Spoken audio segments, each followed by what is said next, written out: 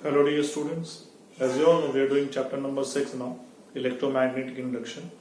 In the previous lecture we have studied about how the current is being induced, how the EMF is induced, how to calculate its direction by Lenz law, and then we have done a very important topic, that is a motional EMF. We have two approach of motional EMF. One is as per going Lenz law, another is by Lorentz force. Then after we have seen that the power delivered to move a rod in a magnetic field is equal to the power dissipated in the rod. That all we have done. Now let us move ahead and let us try to understand our next topic. Today the topic is self-induction. Self-induction. Self-induction. What is self-induction? Self-induction is, first of all, you need to understand a new element of the circuit, that is called a coil. A simple coil, a simple copper wire wound in helical shape. Okay. Suppose this copper wire is connected to a circuit. Let the circuit be like this. Let there be a key. Okay. There's a key, this is voltage. Now what happens if we on this key, if we close this key, then what will happen? A current will go in the circuit. Let this current be I. Okay. It will be moving very easily, no problem is there, nothing is there. Due to this current, when it passes through this coil, magnetic field which is there, due to this current, this magnetic field is somewhere like this. This is the magnetic field linked with the coil itself. How this magnetic field there? Because when a current is flowing through a wire, magnetic field is induced. That we have done in chapter number 4. In chapter number 5, when a wire carries a current, there is a magnetic field around the wire. And since it is a wound of helical shape, it is a kind of solenoid. It is not a solenoid, but it is a kind of solenoid. Therefore, the magnetic field will be there passing through itself. So we can say that coil will have some magnetic flux. Some magnetic flux linked with itself. And from where that magnetic flux has come? From its own current. From its own current. Okay? Now, if we change this current, suppose we have attached a rheostat over here. Okay, we have attached a rheostat over here, variable resistance, and by this resistance we can change the current in the circuit. If we change this current I, then what will happen? Definitely this magnetic field flux also changes. Why? Because this magnetic flux is directly proportional to the current. Whatever the magnetic flux is linked with the coil, it is directly proportional to the current itself. Due to the current, magnetic flux is there. If the current is higher, magnetic flux is higher. If the current is low, magnetic flux is low. Simple concept. So if current is changing, then magnetic flux of the coil, which is linked already, it will also change. And we have studied in our previous lectures that if magnetic flux linked with a coil or a closed circuit changes,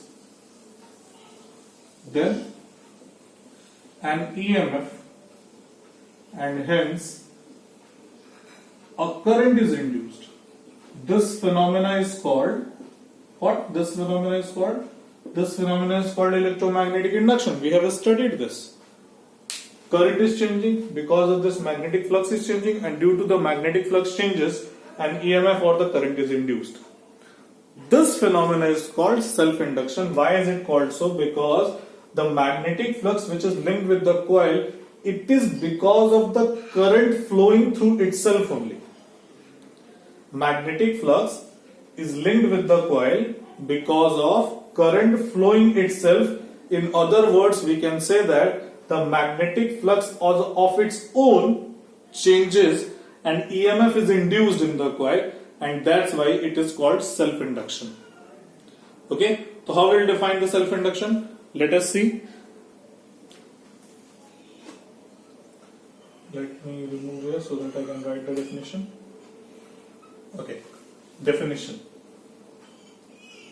What we say? We'll say that the phenomena of induction of current or current. The phenomena of induction of current in a coil due to change in the magnetic flux. The phenomenon of induction of current in a coil due to change in the magnetic flux of its own is called self-induction. Self-induction. Or in other words we can say, or the phenomena of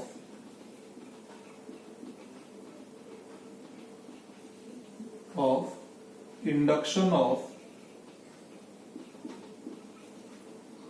current when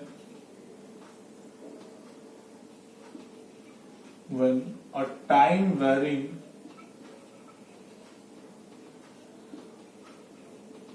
current is passing through it.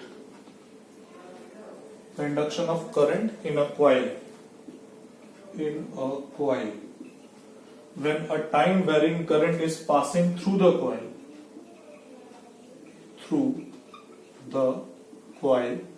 is called self-induction.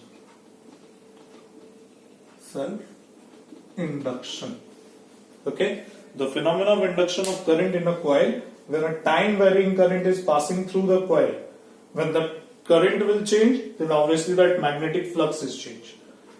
Time varying current is passing through the coil is called self-induction. The current which is induced in this phenomena,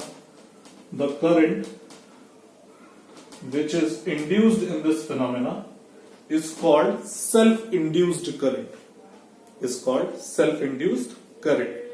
Is it clear? So this is the circuit and this is the definition.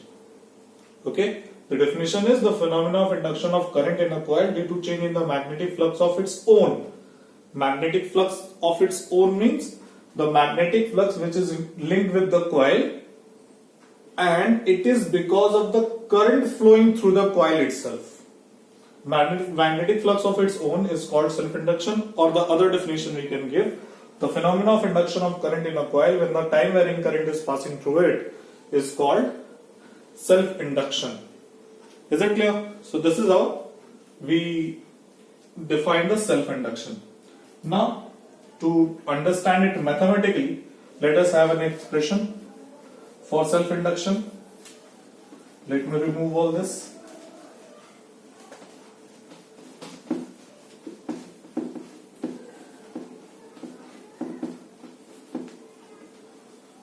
So, let us have a circuit first of all.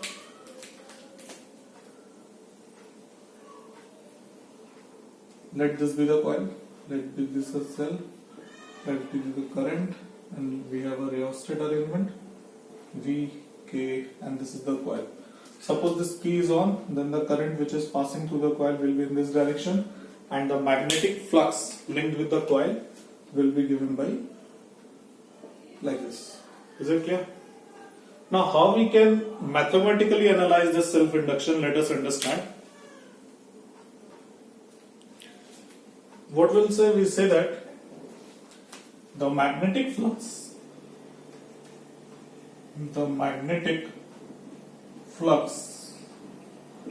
linked with the coil at any time is directly proportional to proportional to current flowing at that time. It means that magnetic flux at any time is directly proportional to the current flowing through the coil at that instant. It is very simple logic, because the magnetic field which is passing through the coil, if it is a solenoid, then we have studied B is equal to mu naught Ni. I have told you it is not a solenoid, but its working is something like that only. So many turns are there and they are side by side. So what we can assume them as a circular loop, and magnetic field inside the circular loop at its center is directly proportional to what? Mu naught Ni upon 2 pi at the center of a circular loop. So for a circular loop, for a circular link current loop, the magnetic field at the center is directly proportional to the current. And if field is proportional, that field is multiplied with area to get to have the value of magnetic flux. So basically the magnetic field is directly proportional to the current. In other words, we can say that magnetic flux is also directly proportional to the current. Phi V is proportional to I. When we remove this phi proportionality, what we are going to have? A constant. Here that constant is denoted by L. L is called self-induction or self-inductance or coefficient of self-induction. Okay, this is the constant for the coil. How many turns are there in the coil? What is the cross-section area of the coil? What is the thickness of the wire which is used to make the coil? The L depends upon those factors. Okay, self-inductance of a. So this is the coefficient of self-induction or self-inductance gives, right? Okay. For resistance we have capital R. For capacitance we have capital C. For inductance we have capital L. Okay. Now the EMF induced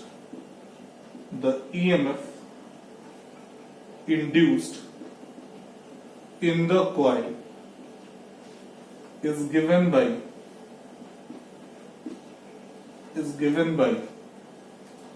E is equal to minus d phi b by dt, that we have studied in Lenz law.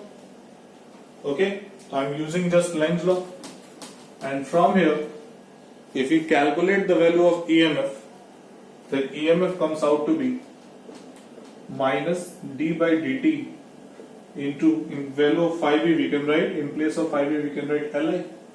L is constant, it is out of differentiation, minus L di by dt. So this is the induced EMF in the coil. You have to learn this formula. Phi b is equal to Li, E is equal to minus L di by dt. Basically the EMF induced is directly proportional to, from here that EMF is proportional to minus d phi b by dt. Okay, minus d phi b by dt. Sorry, di by dt.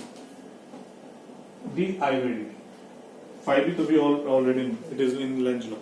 Di by dt. From here, what we can say that induced EMF in the coil is directly proportional to the negative of rate of change of current. Why the negative sign is there? Negative sign indicates that the EMF will be in such a way that it can oppose the change in current. We will try to understand the concept of this direction of induced current by some examples. But first of all, you need to understand these mathematics. All these mathematics. Okay. Phi b is proportional to I. Phi b is equal to Li, where Li is called self-inductance or coefficient of self-induction. From here, the EMF comes out to be minus I di by dt. Now just try to understand how we calculate the direction of induced current. How one should calculate the direction of induced EMF. Let us see. Suppose a coil is there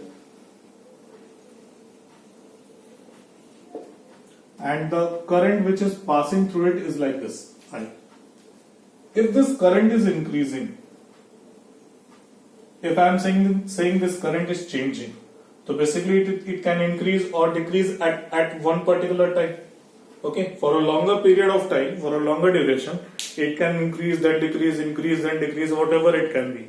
But for a particular instant, whether it will be increasing or it will be decreasing only.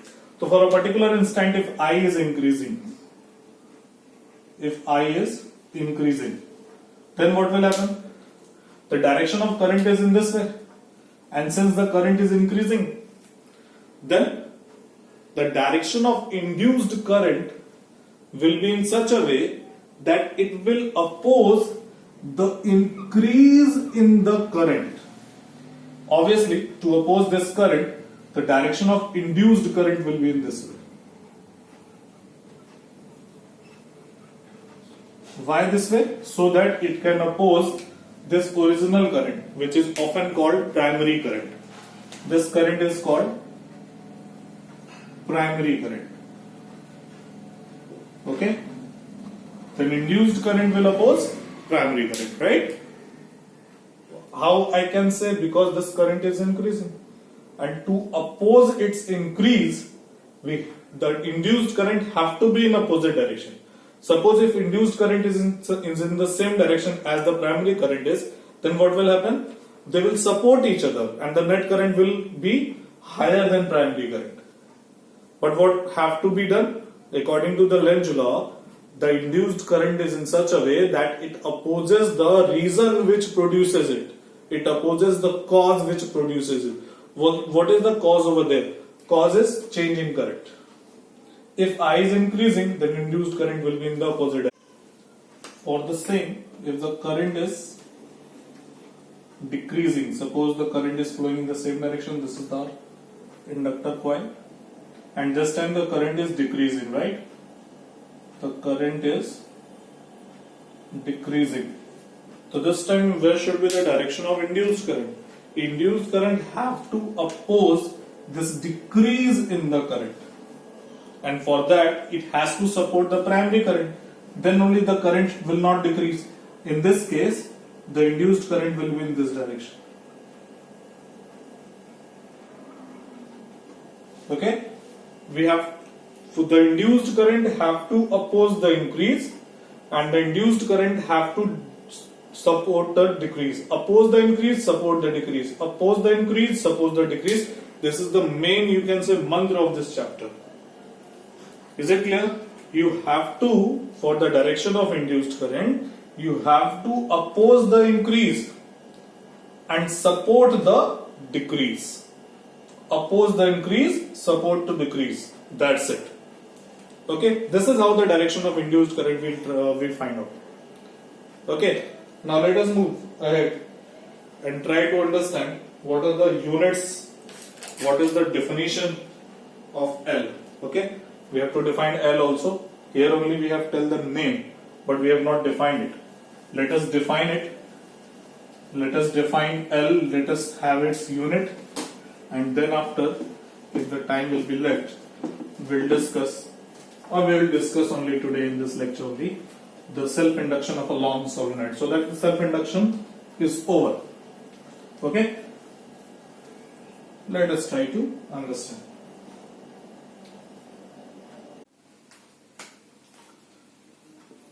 Definition of self-inductance, which is denoted by capital L.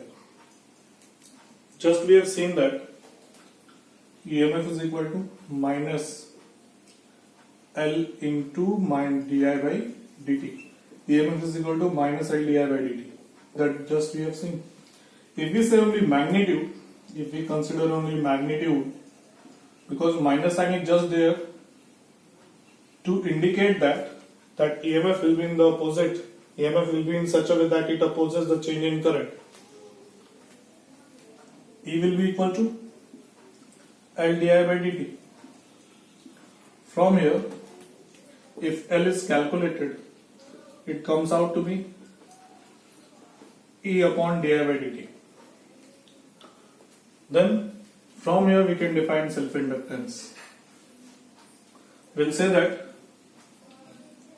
if di by dt is equal to 1 ampere per second, then L will be equal to EMF only. In this particular case L will be equal to EMF. Then what we'll say? We'll say that hence self-inductance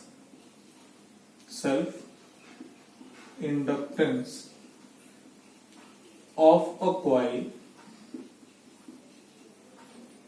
is defined as the EMF induced in the coil when the rate of change of current through the coil is unity. Okay? Self-inductance of a coil is defined as the EMF induced in the coil when the rate of change of current through the coil is unity. When di was dt was equal to 1 ampere per second, then only L is equal to E. E is EMF. How we can define? We'll say that the self-inductance of a coil L is equal to EMF induced when the rate of change of current through the coil is 1 ampere per second or the unity. This is how self-inductance is defined. Okay? Now let us talk about units of L.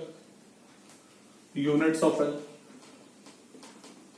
Units of L. From here, if we calculate the unit, it will come out to be 1 volt ampere second. Volt will go in the numerator. Volt second per ampere.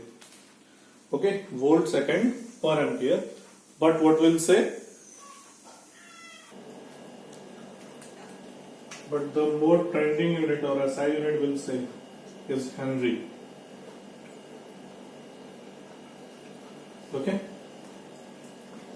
Joseph Henry was the scientist, and to recognize his work, the unit of the self-inductance is Henry. 1 Henry is equal to 1 volt second per ampere. Now let us define 1 Henry also. L comes out to be E upon di by dt. When EMF is equal to 1 volt and di by dt is equal to 1 ampere per second, in that case the inductance comes out to be 1 Henry. How we can define Henry from here? We'll say that the self-inductance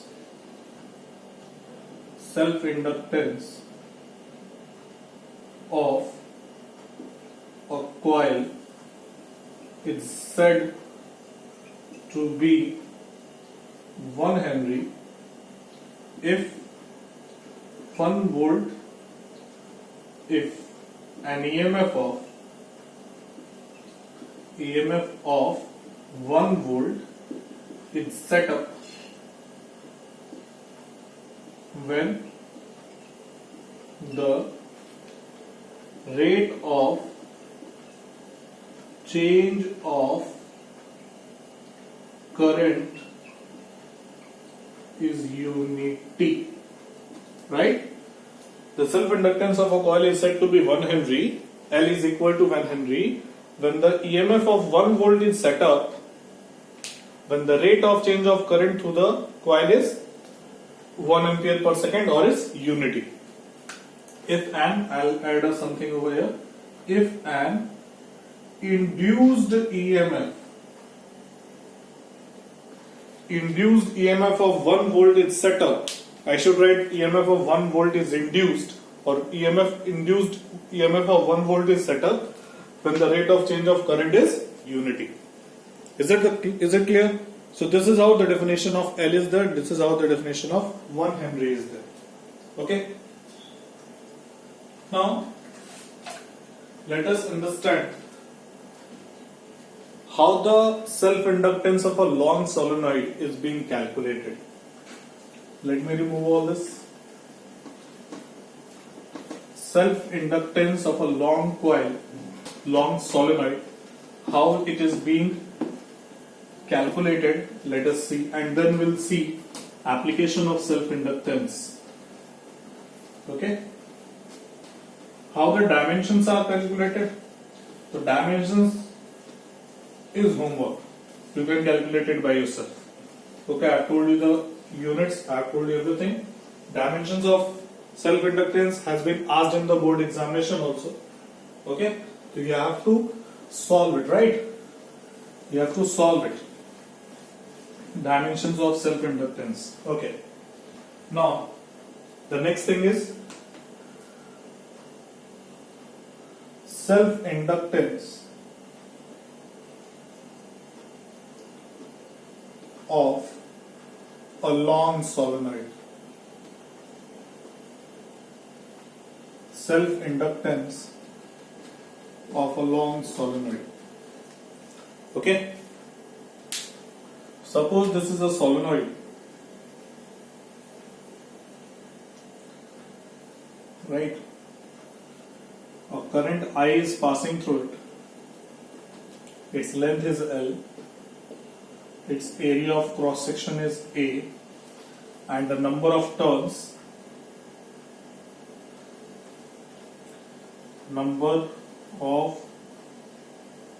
in the solenoid is capital N.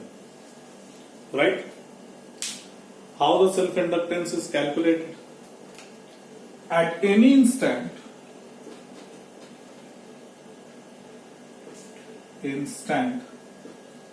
the magnetic flux linked with the coil or the solenoid is given by, how will you calculate that?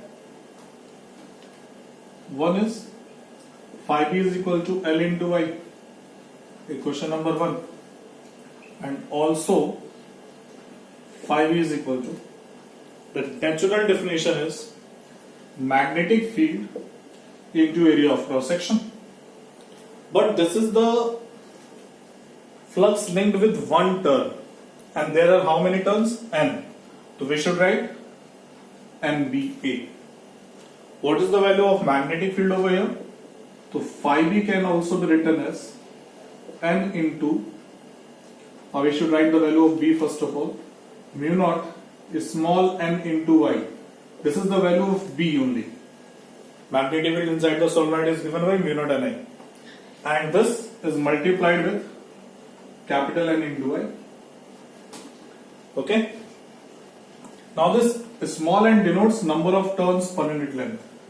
We can write phi b is equal to mu naught is place of small n, we can write capital N upon L. Capital N multiplied, it will become N square I upon L. Okay, A is missed. Let us write A also. Is it clear? Now this is the value of phi b also. Equation number 1 and equation number 2 are telling the same story. Let us equate them. We'll have Li is equal to mu naught N square I into A upon small l. Length is small l. So I and I will be cancelled out, and we are going to have L is equal to mu naught N square A upon L. So this is the formula for self-inductance of a coil which is having a total number of turns capital N, which is having an area capital A, which is having a length of L, and mu naught is the permeability of the medium inside the coil. If this medium is changed, suppose these wires are bound over a soft iron core, then mu naught will not be mu naught here, means permeability of free space will not put, you will put permeability of iron. Okay, so from here what we can say that L is proportional to N square, L is proportional to A, and L is proportional to 1 by L. So these are the factors which affect the self-inductance, which I was telling you also in the beginning, that self-inductance depends upon number of turns, area of cross-section, length. This is how it depends. Okay? Now, what are the applications of self-inductance? How the self-inductance concept of self-inductance is being used? Let us see. Or in our day-to-day life, where we will see that? Let us see.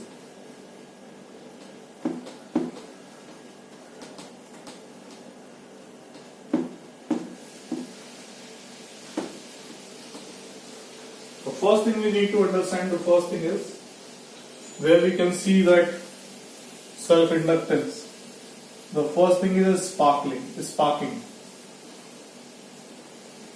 If you suddenly switch off or switch on a circuit, sometimes you are able to see that a spark produced nearby the switch. Okay, so that sparks is actually due to self-induction.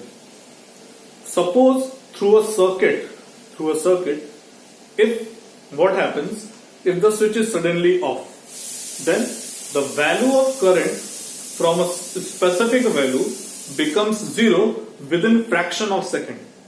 And when this current becomes zero, the magnetic flux, whatever linked with the coil, whatever linked with that closed circuit, will also change. And because since the magnetic flux changes, current induced, and now the current is from specific value, it is becoming zero, so basically current is decreasing. The induced current will support this, it will flow the current in the same direction. And this is why what will happen when you switch off the circuit suddenly, then there is an induced current in the circuit which produces sparks. When you switch on the circuit suddenly, then also same thing. Induced current opposes the increasing current within fraction of second. If you switch on a circuit, what happens? Within fraction of second, current becomes zero, from zero to certain specific value within fractions of second.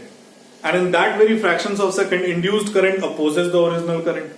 That is why there is a sparks in the switch. Second thing is non-inductive wiring. Non-inductive wiring. To oppose it, what we do the wiring like this. If there is only one wire required, like this. Suppose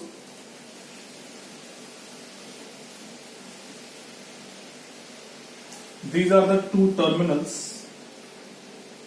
Okay, these are the two terminals, and now they have to be connected inside by a resistance wire. So if we take a resistance wire, only one resistance wire, and simply connect this, then when the current will be open, when the current will be down, there will be self-induction. So what we do, we take a long wire such that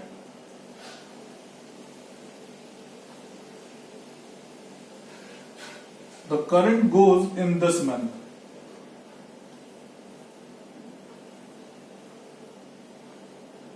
In this way. Okay, these should not touch each other. Let me make it again. From here, the wire goes like this, and from here,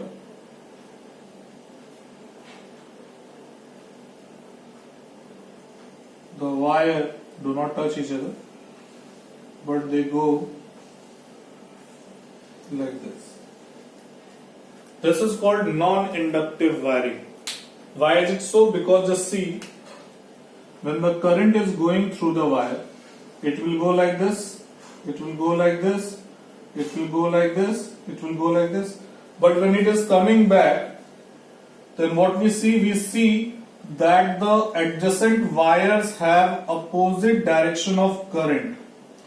Adjacent wires have opposite direction of current, and because of that, the magnetic flux they produce due to each other is cancelled over there only. And that's why there is no magnetic flux linked, and when there is no magnetic flux, change in the magnetic flux is talking about change in the magnetic flux is useless. Okay. One more very important point before finishing off the topic. Sometimes it is in the exam, it is asked what is back EMF. Back EMF. What is back EMF? Back EMF is something like, suppose we have switch off the circuit. Then what happens? Due to self-induction, a current is induced which is in the direction of primary current. I mean to say original current. So that self-induced current, self-induced EMF is called back EMF. So back EMF is something when the circuit is switched off and then the EMF produced due to self-induction in the circuit is called back EMF. Second important point is, from here we are introduced to a new element of the circuit, and that new element is inductor. From electrostatics we have capacitor, from current electricity we have resistor, and from this chapter magnetism we have inductor. What is an inductor? Inductor is a thick copper coil which is denoted in the circuit like this.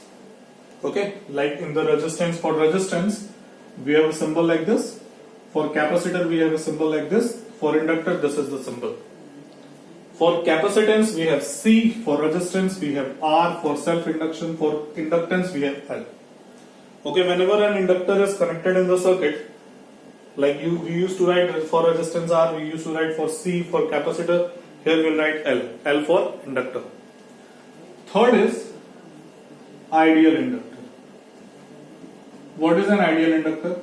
Ideal inductor means it will have zero resistance, which is not possible in the practically, which is not possible. But ideal inductor we used to connect in the circuit theoretically to understand the logics. Ideal inductor have zero resistance, and that is why the inductors are made with thick copper wire. Inductors are made with thick copper wires. Okay, so this is all about the self-induction. Tomorrow means in the next video lecture we will study about mutual induction, and then after in the next video lecture we will study eddy currents, and then after this chapter will be over. Okay, this is a smaller chapter. So this is all for the day.